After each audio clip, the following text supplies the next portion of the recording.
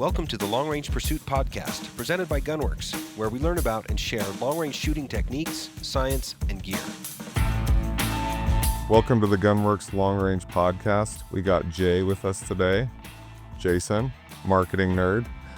And from the inside sales team, we got Chris.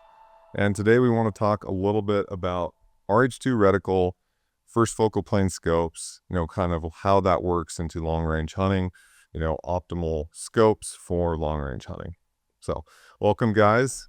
Welcome to the podcast. Thank you. Appreciate it. I'm a bit new to this, so I've got lots of questions. And I think one of my first questions is just what's the difference between first focal plane and second focal planes?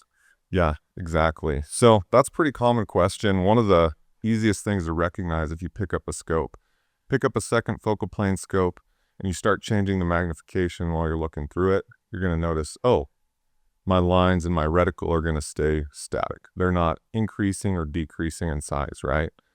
If you pick up a first focal plane scope, you're going to notice that when you back out to base magnification, that reticle shrinks. It's pretty fine.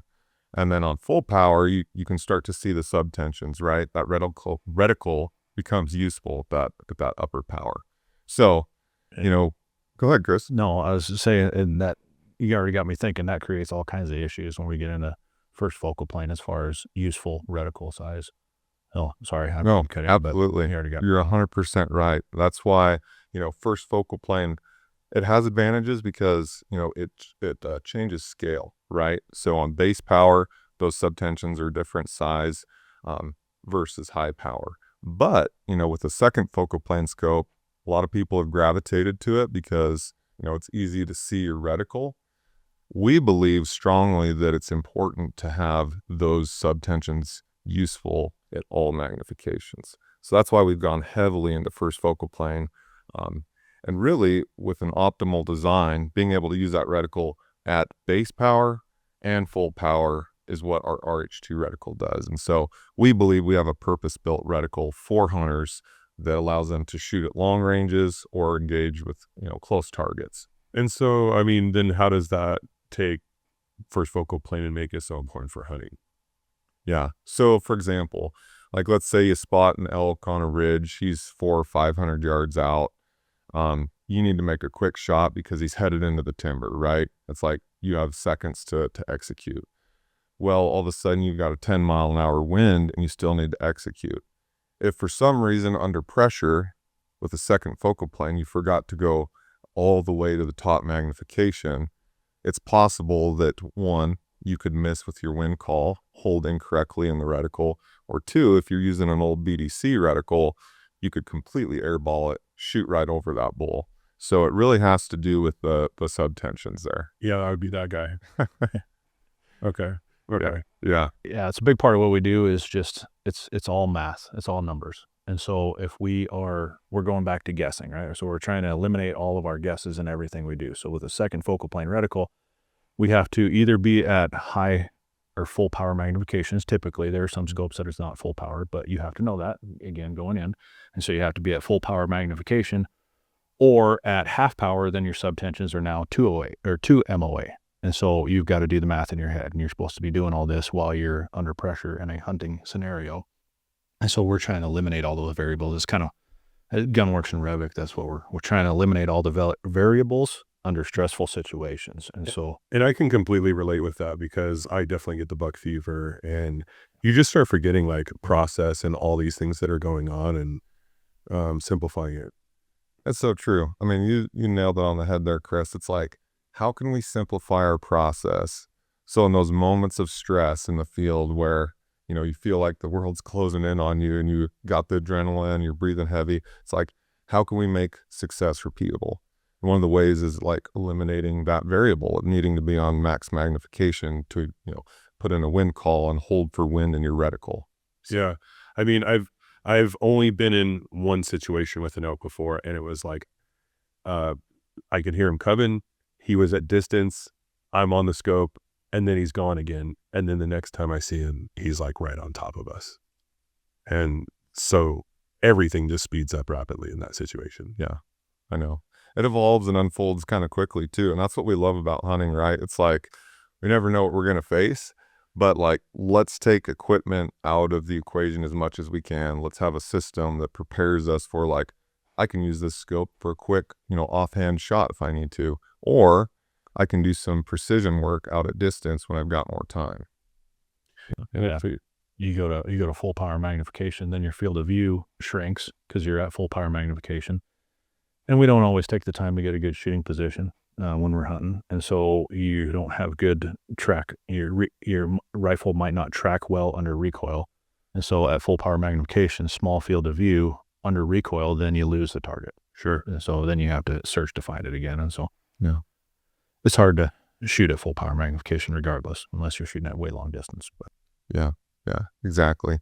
That's why it's important. I think that's another thing, with selecting a scope for hunting and long range work. It's like most of the time we don't really need to, go much beyond a 20x magnification, even though we have scopes that go to 25 and 36, right? And, being in kind of the middle or lower end of that magnification just allows for better field of view. So that's another important consideration for sure. Are like first plane and second focal plane scopes, just so I know, like difference in price too? Like, are first focal plane typically more expensive, or? Yeah, I would say that the industry is trended that way. Typically the first focal plane scopes are probably going to come at a premium. Maybe you can speak to that a little bit, Chris, with some of our I competitors. think it's just more where that matters is more in the premium feature rich scope lines, and that's where people are asking for for that first focal plane. And so by proxy, they do end up being in the higher, I guess, higher end of a company's set of scopes, I guess. So if you look at some other scope manufacturers, they'll do still sell some second focal plane scopes, and they tend to be lower featured. So it And so kind of yeah, and so that's tricky too, because like, when you're a new hunter and you're at that counter and you're kitting up your gun, I'm going to be the first to just be like, I want like a sweet gun first, and then I'll be like, okay, maybe I don't need a $4,000 optic, and do I actually need all of those features? And it's kind of like sounding like being a newer hunter, having those features could be really important. Yeah. At least to your success. Yeah. And simplifying your situation, I think, too. For an advanced guy, he's already rehearsed and been through these scenarios, and he might have a little more calm, and he could kind of work through these differences. I think as a new hunter, oftentimes I think we think that our optic is a secondary tool. The gun is the first tool. And what I'm learning as I spend more time here is like, if we can simplify things between, the range, dial, and shoot aspect, it might be more expensive of an investment, but I think you're going to have a lot more success and just learn a lot more because you're not in a panic and you're not missing. And I don't know, it just seems like I just need to discover why a more expensive scope is the right fit for me as a new hunter, because usually I'm not making that investment off the rip. It's kind of like a secondary thing. Right. And I love that example. That's a perfect use case, right? It's like a guy is getting into long range hunting. He wants to go hunt elk or something like that. He's working on his setup. He's looking at scopes to purchase. And I would strongly encourage them to look at, first focal plane. And the reasons, because like you just said, it's like, let's eliminate a step in the process. If you're going to take a shot at any sort of distance, let's say, 300, to 1,000 yards, it's like you really do need to make sure you're on full magnification if you're going to use that BDC reticle in that second focal plane scope. So, it's just like you said, let's eliminate variables in the equation so that even if you're new and you're experiencing all those new feelings for the first time that we've all had in the field, it's like, no, you're still going to be able to execute. Let's just simplify process for you. Yeah, that's great. Yeah, and people, new person shopping for scope that doesn't have the experience. You don't know what you don't know. Right. And so, there's a lot of features that a person, they decide that they want after learning a few things. So go try to take a 400-yard shot, on something that's at the edge of your range with your 3-9 or 3-10 scope or whatever. And then you learn that, well, I needed to be able to dial for that, right? The holdover didn't work or something like that. And then so you go back looking for your next scope and you think, oh, I just want dials on it. Okay, well, you can get one with dials and second focal plane, and then, you learn something else. So if you don't go and get the instruction or do the research or whatnot, that's where there's still a market for scopes throughout the range.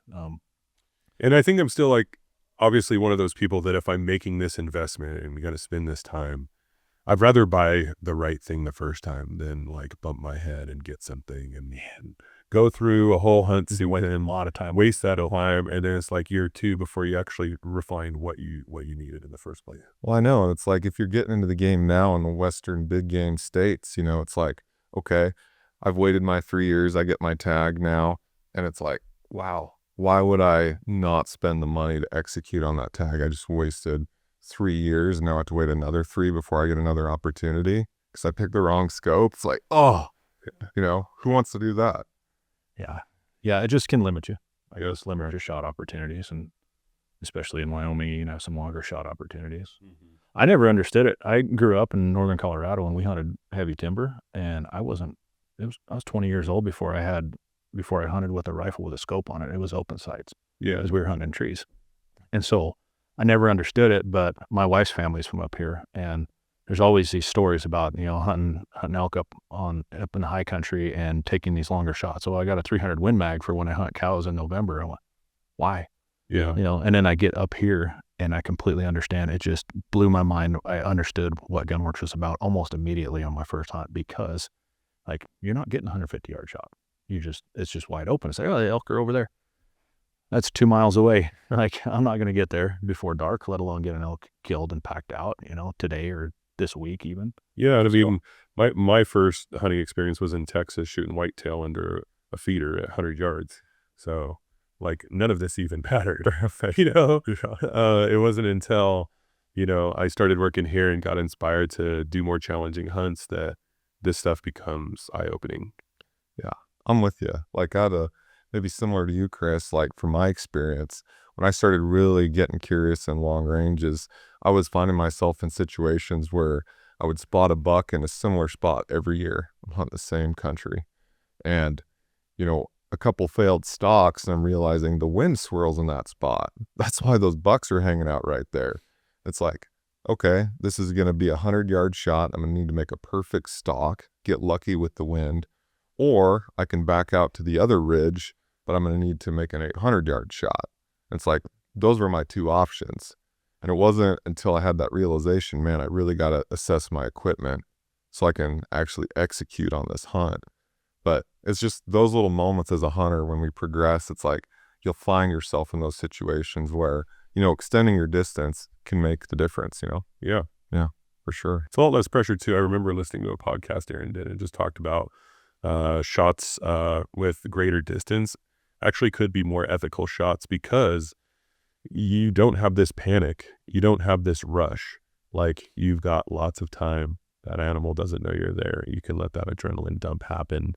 And the shot you're making is under a lot less pressure. Even though it's longer, it's a lot less pressure. And so I thought that was a super interesting concept because I was always thinking, man, just like scoot him right up to the goal line, dude, and like let him make the shot. Close who's better, right? Like if I'm playing golf, let me make a chip or a putt. Don't expect me to hit it with a drive, So that's awesome. I always thought that was it's a good concept. Yeah, and I think I would tend to agree with it after hearing it. But you get into the 300 yards and in, there's a lot more things can go wrong. Sure. It's like shooting a stick bow versus a compound. It's like getting inside 40 is not bad. Getting inside 20 is a mess. Dude, 100 is crazy. I feel like every little sound I make, they can hear me breathe. Oh, I know. And I don't think they can, but like when you're with a new guy, you're like, if you're hunting like herd animals, it's like, oh, all of a sudden I got a bunch of eyes on me too. So sometimes that intermediate distance we're talking about, or long distance, can kind of settle you down, like take some variables out of the equation for sure. Like, for example, like if you're hunting with a second focal plane scope, one of the pitfalls you can run into, a story that comes to mind is hunting with my dad in Idaho, and he had an elk tag. And I happened to spot this bull as we were hiking. It was about 400 yards on the opposing ridge. Like, everything was perfect, right? It's morning. Like, we've got the thermals, like wind is good. He's going to set up and crush this thing. It's 400 yards, like well within my dad's capabilities. Lays down, gets prone. He's got a bipod, like everything is going well. I'm like, dude, this thing is getting crushed right now. And he's setting up for the shot. Like the bull is calm, have all the time in the world. And I give him a range on like 400, I think it was 405, something like that. And he squeezes off a shot. I'm on glass. I don't even see a vapor trail like in the vicinity. Like no call. Can't give him any advice. I'm like, shoot again. That's brutal. Shoot again. Like, so he reloads, another shell in, boom, still no vapor trail. And I'm like, I'm getting nervous now. The bull's kind of raising its head, looking around like, okay, what's the deal here? And I'm like, shoot again. No call. Like, I don't know what's happening. Shoots again. Like, that mag is done. No more bullets. Hand my dad another mag. Like, look over his shoulder. At this point, the bull's joining the herd, moving up the hill now. They're on the move. And I happened to notice, he's in the middle of his magnification. And he's using BDC reticle to make that 400-yard shot. So what's happening is he's actually airballing like next county over. Like, that's why I'm not seeing vapor trail. And I just ripped that magnification band to 16. I say, shoot again. And sure enough, my dad's a great shot. Like, just a little air in the moment. Like, been hunting his whole life. He knows that. But like, we get into those situations, and if you don't go through that full mental checklist, it's like, gosh. So easy. Yeah. So easy to just make that little offhand mistake. And that could have been the difference. Like, we caught it in enough time to like make it happen, but that's a reason. Like, my dad is now fully invested. Like, I'm getting a first focal plane scope. I'm going to run your Acura with that RH2 reticle. So, and speaking of people that are seasoned and experienced, like, maybe we can talk about some of the common objections. I'm sure we've all heard them. Like, some people don't want to let that second focal plane scope out of their hands, right? Like, maybe we could just talk about that for a second. Yeah. Why would it be, why would they be so married to that? I think one of the big things, at least this is from, the people I've spoken with, is they really like the line thickness, right? They pull up that scope. It's easy to see the crosshairs, right? They feel like they're hunting. That's going to make the difference for them because they're not hunting for their crosshairs, in the scope. Yeah, I still get that objection on the phone. Not that often anymore. Folks calling in and wanting, why don't you offer a Swarovski? Why don't you offer this? Why don't, I like my VX, whatever. And well, I like it because I can see the reticle all the time. Like, okay, that's fine. Yes, you can see the reticle all the time. But if we're shooting out at distance, then we're going to have to worry about wind, right? That's what we do here. We make calculated shots as we worry about them. Well, I can just hold on its butt or something. And I don't measure that or whatever. Well, then we go back to guessing, right? And so why? Like, we've just thrown the whole system out the window. And so, yeah, I can see the reticle. Yeah, I can see the reticle is always the argument. And you can always see the reticle. So, yeah, we got to go back into why it matters. And so we end up teaching a lot on the phone. Some guys we just don't get, and then we sell them a bare rifle, and they do their own scope, right? And yeah, we get a few come back. And I think that's one of the big design problems we were trying to solve, right? With a first focal plane scope, the common objection is, well, the reticle's too fine at base magnification. I could never make this shot, right? If you were to like quickly pull your rifle off your sling on your shoulder, could you shoot at that buck running away? And that's what I think, Revic has done a good job of addressing, is like, on that base power, we have those really heavy stadia on the left and right. Your horizontal stadia are really bold. And then you've got that big vertical post. It's like reminiscent of like the German posts, right? So having those kind of guides your eye right to the center of the scope. So, I believe that for a first focal plane scope, there's really nothing like the RH2 on the market, where base magnification, you can execute on that buck that's running away, or you can, dial up and actually make a long shot. So that was kind of that's the challenge, right?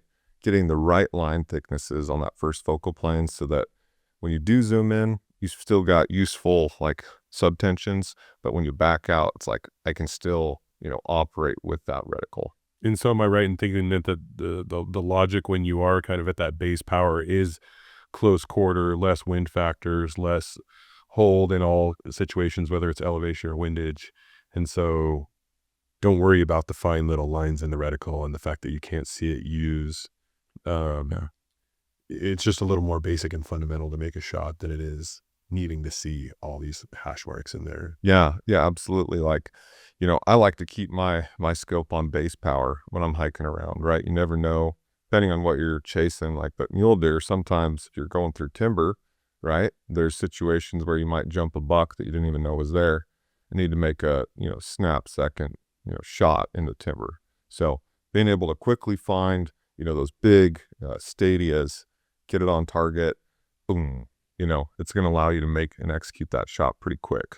And I'll be that guy that's like, somebody's telling me it's right there, and I'm like, still like, where? And then I see it, and then I'm, in my scope, and my field of view has changed, and now I'm surfing around trying to find it. So I could definitely relate to just starting with a wider field of view, finding your animal, and then getting to whatever power you think is necessary. But I still feel like that blind bass sometimes, especially in a panic situation where somebody was like, yeah, it's right there, and you're like, where? This not.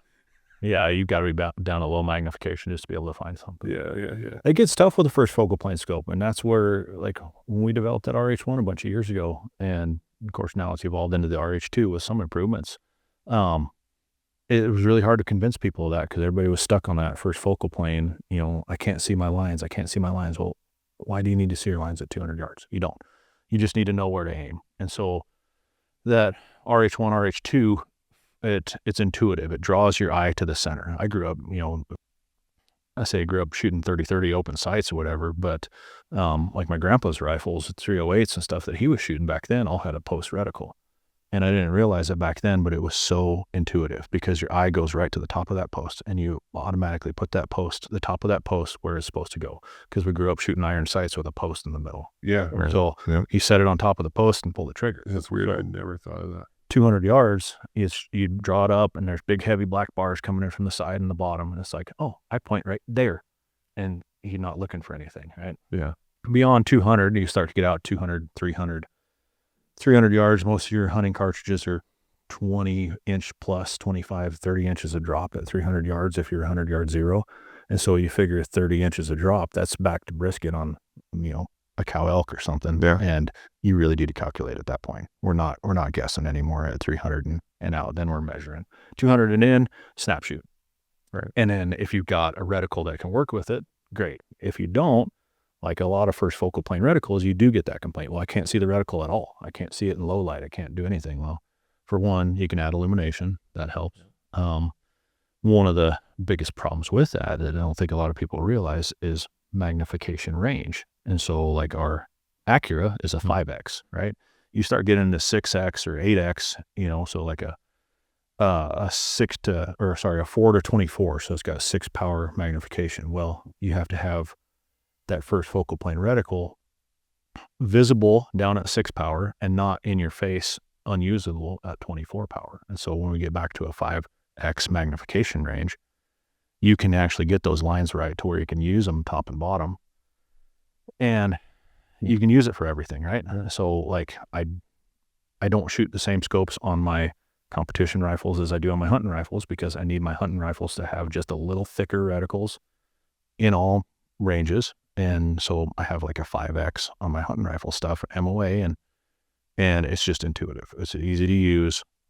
It's quick, right? It's fast. Yeah. And we've got enough, like this RH2, we'll jump into that, but we've got enough usable data in that reticle that we can make the longer shots. So I'll let you kind of play on that. That's a perfect assessment. Really, the RH2 is built for hunting. It's the first focal plane reticle, specifically made for hunting. I feel like, the trend with the industry when first focal plane first kind of emerged was really these target scopes, right? Either mil dot or something of that nature, a Christmas tree. But what we found is that can really distract from, the useful information that you need in the reticle in that moment. And, you kind of touched on it, the legacy of RH1 to RH2. And one of the big changes we made there was the top field of view. We had the ranging scale and MOA up there, but we were finding... And mills. And mills. Yeah, we had right. 2 scales up there. Okay, that's right. So it was getting crowded, right? Getting busy. And some of the guys were saying, I kind of like to use that top of my scope, above the crosshairs to just, have open field of view. So that ended up getting moved. That ranging scale got moved to, beneath those horizontal stadia for sure. Another big change we made was the center aiming dot. There's a love-hate there, but, one of the things that led us to removing that center aiming dot was like, ultra long range, right?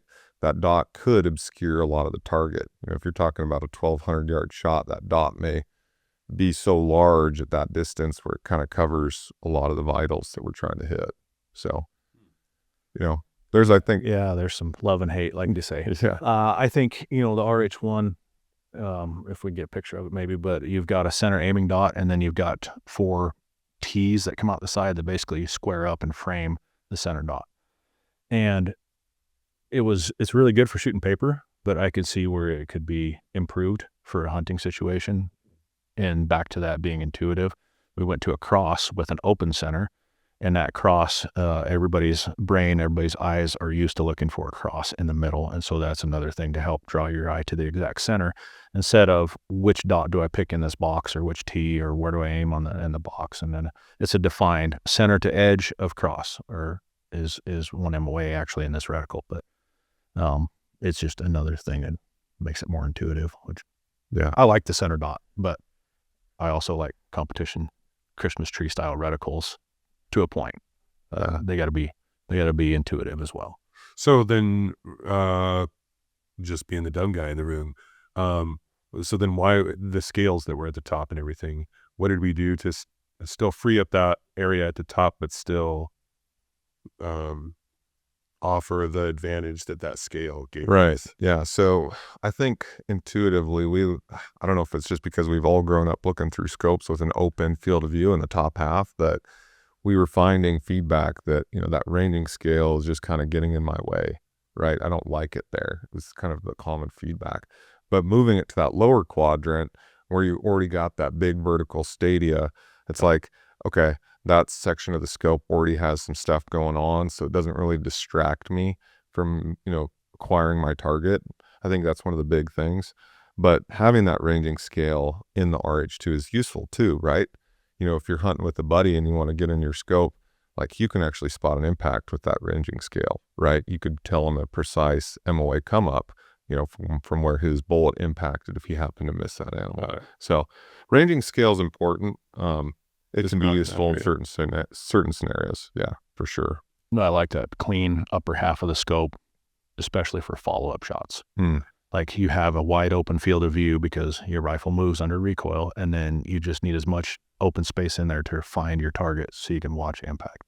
You're never gonna, completely eliminate recoil, so your gun's gonna move a little bit, but the bigger field of view you have, again, back to the bigger field of view, and lower magnification, it's easier to spot your target and to find that impact. Yeah. So. Great point. That's a great point, Chris.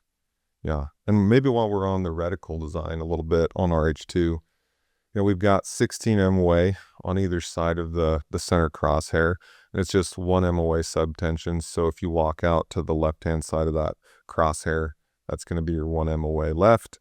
And then the other side is going to be 1 MOA right. We have a little bit of a gap between the line. There's your 2 MOA, and then we got subtensions that kind of walk you out to 16. And we got some wind assist icons. We've got other videos kind of going over the benefits of those, but that's kind of the quick and dirty on the overall design of the RH2. But got a lot of stuff on the website about that design. So I guess then just tell me more about then where like RH2 makes a difference. Over RH1 or just in general? Yeah. I mean, in general. I do have some notes on use case stuff. See, I did my homework ahead of this. I love it. I love it. You knew how to ask this question. Well, it's stuff we talk about, in class a lot, and stuff we talk about on the phones a lot. And when you're thinking about a reticle design, and you look at a lot of the first focal plane reticles, it's easy to, what I say is called get lost in the ruler. And so you have a center crosshair or whatever, and then you have ruler marks all the way out, left, right, and down. And when you jump down on the scope, you're going to make a wind hold, or hold wind, or make a quicker shot or of some type, and you're going to hold wind. You think 1, 2 MOA, and then, all right, on it, shoot. Well, if it all looks the same, 1, 2, 3, 4, 5, 6, 7 are all the same size lines, same height lines and everything, you don't really have any definition. You can get lost in the ruler.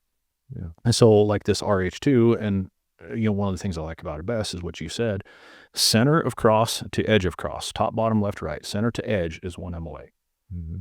Then you have a gap between 1 and 2 MOA. At 2 MOA, your ruler starts, right? And so, you can get lost in the ruler past 2 MOA. Notes I made, 7 PRC, shooting 180 grain hybrid, 2,800 feet per second. Pretty common rifle for us, right? 20-inch barrel, 7 PRC. Exactly. If I go to 500 yards, 500 yards is probably the outer limit of, I would say most game in North America, Africa, whatnot, and most game in the world's taken inside 500 yards still. Would you say that? Yeah, it seems like, that's what we've kind of grown up, and we're pushing those limits, but you're right. Yeah. If we were to say 90% of big game is taken 500 yards and in. 500 yards and in, 7 PRC, 10 mile an hour, full value wind. From left to right, 2.5 MOA. From right to left, 1.7 MOA. That's because spin drift. So you average those, you're right in at about 2 MOA. So 500 yards and in, 10 miles an hour and under, we can probably account for a vast majority of hunting situations. Yeah. 1 MOA looks completely different than 2 MOA. And then from 2 MOA, things start out differently. And so in 99% of your use cases, a vast majority of your use cases, that section of your reticle that you're using is extremely useful. Everything looks different. You don't get lost in anything. And so you go back to making it quick and easy, because most of your use cases are 2 MOA and under, because you're 500 yards and or 10 miles an hour and under. So it's like, don't worry about that. Really, what you're going to use is right here in this middle area.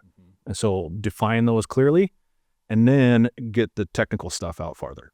Sure. So if we're shooting 15 miles an hour, or if we're shooting 700 yards, it's like, we need to know wind direction. We need to be able to call our wind. You get the difference between 8 and 10 miles an hour at 800 yards is a big difference. Maybe not on an elk, but on a whitetail for sure, right?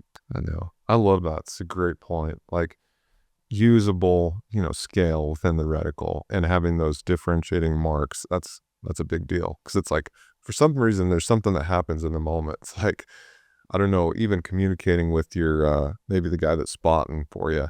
It's like you start talking wind calls. It happens all the time. Guys will hold on the wrong side of the reticle. What do we have for that? Yeah. It's like, is that a left to right or a right to left wind? Something happens in that moment. It's the stress, right? But if you haven't communicated with them a ton either, it's like saying that left to right wind or that right to left. That's where those wind assists can kind of come in and help you a little bit. But you're so right. Like, a precision wind call, that's a really important thing. It's variable, right? The mountains, it's always changing. Sure. Yeah. Wind assist. You mentioned that real quick, but we have a video about that, but it's got little wind pictures in the reticle.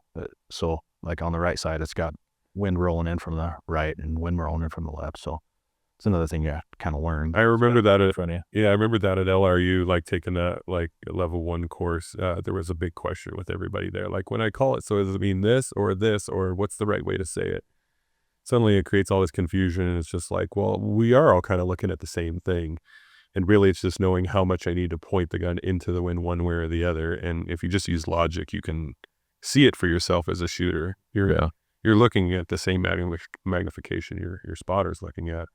So don't get tripped out by the language. It's really just knowing the value that I'm holding into the wind, more about worrying, were you saying to the left or the right? Yeah. I don't know. No, it's important. It's like, hey, it's just another little tool in your tool belt, right? With your optic to like make sure that, okay, I know I have a left or right. What am I doing? But just guiding you in that moment, right? So that's cool. Maybe another little quick point. Like, we have folks that travel quite a bit internationally for hunting, and we've had our RH2 in a lot of people's hands, and they've given us some feedback. One of the other things they really love about that RH2 is, just like you were saying, Chris, like growing up hunting in that thick brush, but it's that really bold vertical stadia. The tip of that is actually 4 MOA beneath your crosshairs. And what people were finding is that they were actually just using that for an aiming point. So like, if you're hunting dangerous game, like close quarters, 25, 50 yards, they're just pulling up and using that top of that post just to make their shot.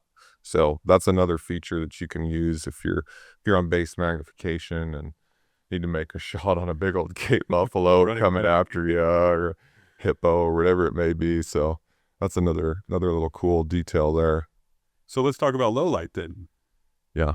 I mean, cranking this thing down to base power to make these shots, I mean, how's it help there? Yeah. So like if we go back, we were talking about like major objections to first focal plane, right?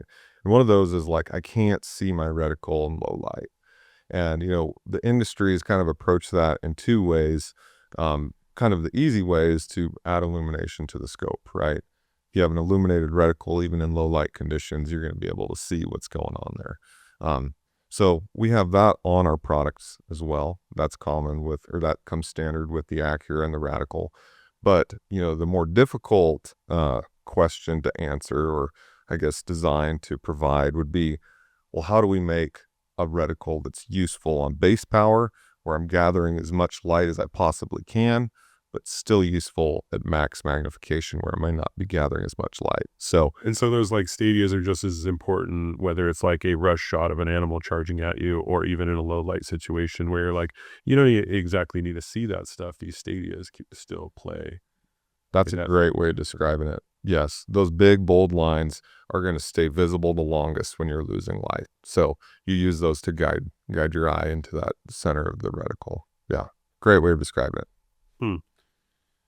I like that on the illuminated reticle on that RH2 and the Acura. Your illumination is just a center cross. There is some ancillary illumination on some other stuff where you can at least kind of see where left and right and up and down is, but there's nothing worse than turning on illuminated reticle when you need it and it just blowing out this whole display. Right, that bleed out.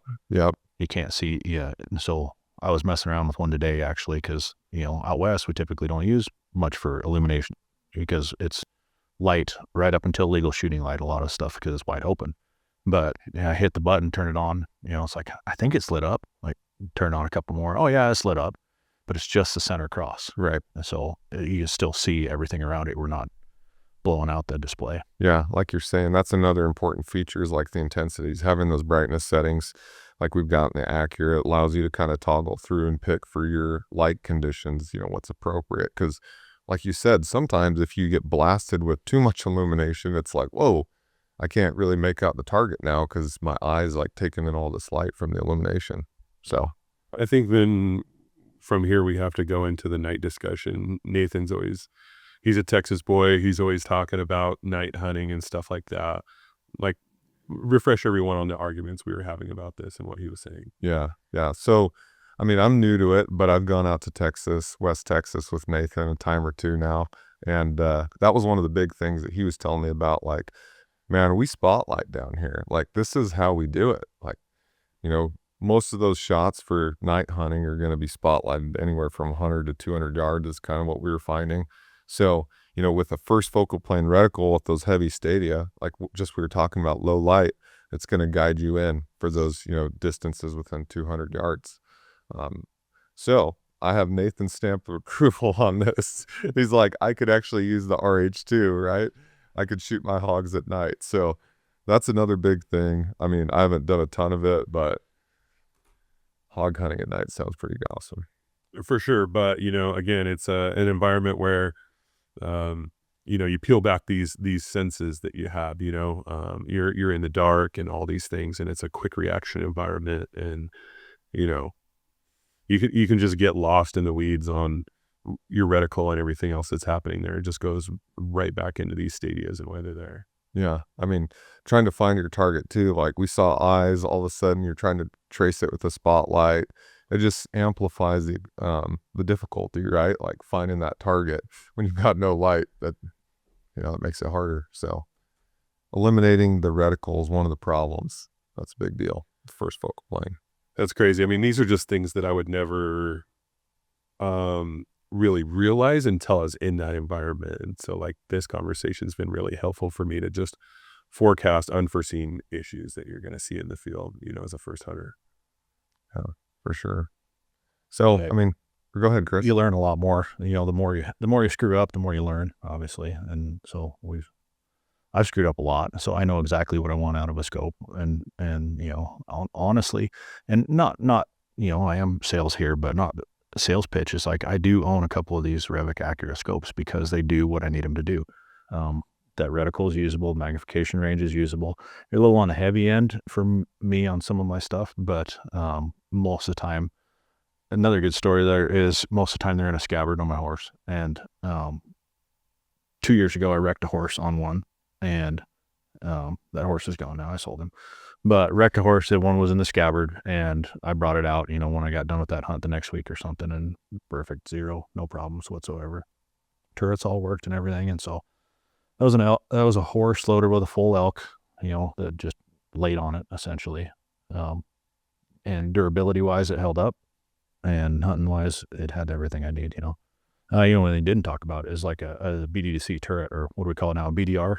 Yeah. Ballistic data ring is on that Accura. And talking about eyesight again, like we have a BDR, a ballistic data ring on there. That's yardage based data ring with big numbers. I had that conversation with a guy last week. I don't know if I can see those numbers. I sent him a picture of it looking from behind the scope. He's like, oh yeah, I can see those numbers. And so you can see them in, when you've got low light in the back of the truck shooting hogs at night or whatever, you can actually see, got big bold white numbers on there. And then you got the illuminator reticle, you can see. And then when you drop it out of the back of the truck, it's still going to hold up. I know there's a journey there with really trying to hone in point of impact shift on the Accura, but I think we've got it to a place we're really proud of, because it's like it can take that abuse and just hold the zero that you sighted in with the weapon. So has there ever been, I just got to know, has there ever been a guy that was a second focal plane scope guy who bought in first focal plane, bought an RH2, and then still found a reason to go back? Or have they all been success stories? Were we able to refine that? Sometimes the old dog just wants to do it his way. Those guys are hard to convince, and they're just going to stick with it and not jump in. Like it seems like the ones that are die-hard second focal plane, very rarely will they convert. And so, no, I don't know that I've got any stories of anybody that has converted and wanted to go back. So saying the people that I've introduced it to have loved it. And I almost forgot to mention it, but you talking about the ballistic data ring and the size of the text on that just reminded me. It's like my dad, one of his big complaints, like I'd had some competitor products with pretty fine reticles, and he was like, no chance. He's like, I have to get this thing up to like 7 or 8x before I can even really see what's happening here. When I give him that RH2, he's like, okay, I can get behind this program. He's like, I pull this up on base power. I got it. But you had to understand the why before I think you could really be kicked over the cliff to say, oh, okay, that's not so complicated. I don't actually need those things at those distances. Right. Yeah. And guys still are going to have their preference, but we're always innovating. We're taking, feedback. We're trying to innovate. I'm sure this won't be the final rendition of reticle for us. Like, we're always trying to chase that last 5% with Revic. And, that's what we're about. We're about making success and as hunters in the field. Awesome. So we covered a lot. I think if you have any interest about, the reticles we've talked about today, the RH2, the Accura we talked about, you can go to revicoptics.com. We've got a couple product pages that really outline, the measurements that we're discussing. I think we're going to flash up some diagrams of our reticles just for people to digest a little bit. But we've got a lot of videos on both of the Accura RS25i and the RH2. You can check that out at revicoptics.com. And shameless plug, even if you're not going to purchase a scope, the Revic Ops app is a great introduction to ballistics, completely free. You can download that and start getting your feet wet and understanding kind of what's happening out on the range and the ballistic solutions that our Revic products provide.